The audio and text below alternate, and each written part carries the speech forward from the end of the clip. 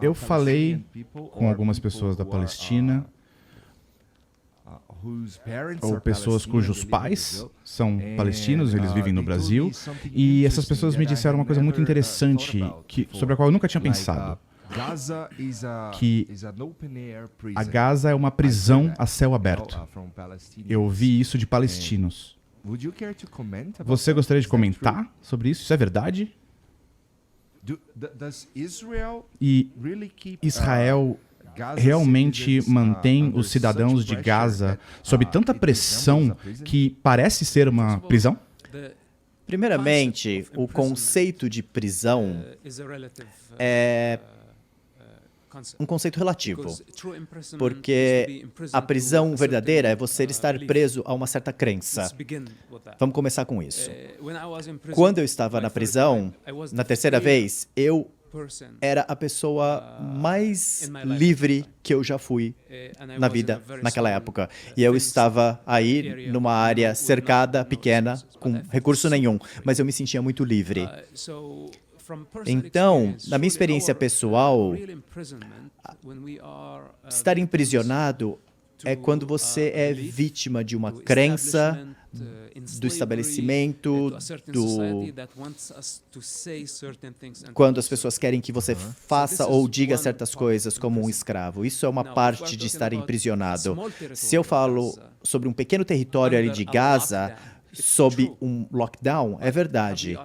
Mas a gente já se perguntou por quê? Por que isso? Por que essa prisão? Por cerca de 17 anos, a comunidade internacional pediu para que o Hamas fizesse uma coisa: reconhecer o direito do Estado de Israel existir como membro das Nações Unidas. E o Hamas recusou completamente. E, na sua opinião, isso é um absurdo, a existência de Israel? Para o Hamas, o Israel não tem direito, apesar de ter cerca de 10 milhões de pessoas que nasceram naquela terra. Eu não estou falando de imigrantes, eu estou falando de terceira ou quarta geração de imigrantes, mas não importa de onde vieram seus ancestrais. O que importa é que eles nasceram ali naquele território. E eles não são apenas uma certidão de nascimento, eles são seres humanos, eles têm os direitos de terem nascido lá e estar lá. Então são 10 milhões de pessoas, o Hamas quer que essas 10 milhões de pessoas sejam realocadas. Não importa para onde eles vão. Então, essa é a mentalidade do Hamas. Com isso, nós temos aí o cerco de Gaza, que se tornou uma prisão. Por cerca de 17 anos, o povo de Gaza tem sido inútil, sem poder nenhum para conseguir lutar contra Hamas e falar: olha, Hamas, vocês não nos representam. A sua ideologia é trazer a fúria do diabo nas nossas cabeças. E nós simplesmente queremos nossa liberdade. Em vez disso, eles votaram para o Hamas. Em vez disso, eles não lutaram a luta boa para se emancipar.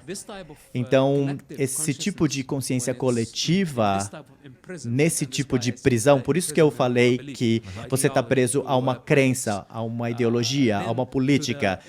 E então, ao governante, eles têm medo disso, eles têm algo a perder, eles têm medo de morrer. Então, o resultado dessa doença é a prisão. E falando disso, eu diria que as pessoas em Gaza, por mais que elas tenham votado pelo Hamas, eu acho que não foi bem uma escolha, né? É como você disse, eles têm medo, eles têm coisas a perder, eles podem morrer. Então, votar pelo Hamas talvez daria a eles algum tipo de sobrevivência, pelo menos por um tempo. Então, eu não acho, sei lá, eu não estava lá, né? Mas eu acho que não foi bem uma escolha, né? Porque o Hamas parece ter uma forma muito boa de doutrinar as pessoas, como você disse. E é uma força cultural tão grande que faz com que as pessoas realmente acreditem que se eles não concordarem com o Hamas, talvez eles sejam algum tipo de traidor ou alguma coisa assim, então eles tiveram que votar pelo Hamas e talvez se ajoelhar perante a vontade deles. Então, pensando dessa forma, você acha que as pessoas, os cidadãos que moram em Gaza, realmente gostariam de se livrar do Hamas? Os palestinos? O Hamas foi eleito antes da grande guerra contra Israel. Então eu não consigo imaginar como Gaza mudou aí com o passar do tempo. E o impacto de 5 grandes guerras, onde milhares de pessoas morreram por causa do Hamas e por causa desse jogo do Hamas.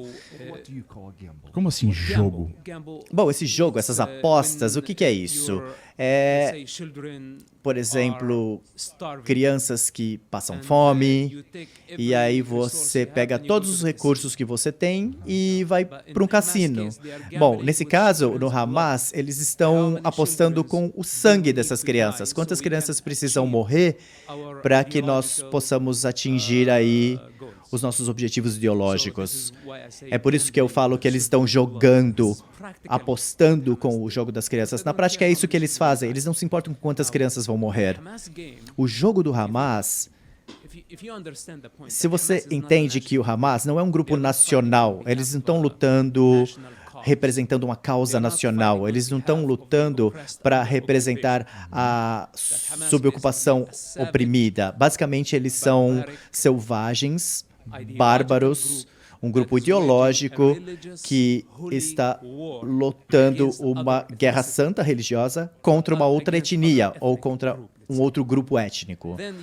E aí você entende que eles não acreditam em fronteiras políticas, eles não se importam com quantas pessoas vão morrer, porque se eles estivessem lutando pelos palestinos, por exemplo, eles se importariam com os palestinos sob a causa palestina. Mas como eles estão usando os palestinos para alguma outra agenda religiosa inspirada pelo Irã, que está 2.000 quilômetros de distância, será que eles realmente se importam com quantas crianças vão morrer? Claro que não. Então, o momento que a gente entende a natureza verdadeira do Hamas, que não é uma organização palestina nacional política. Ao contrário, é um movimento ideológico, religioso, que está seguindo agendas externas. Aí a gente entende que as crianças de Gaza são pegas no meio desse fogo.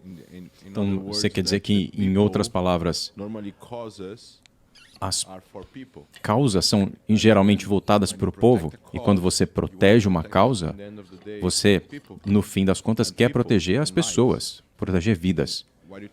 E o que você está tentando dizer é que as pessoas não importam porque a causa é mais importante do que as pessoas. Para atingir um objetivo que não é tangível, não é concreto, criado por uma ideologia fundamentalista e que as pessoas são só ferramentas. Com certeza. É outra forma de dizer, mas eu gostei da forma que você colocou.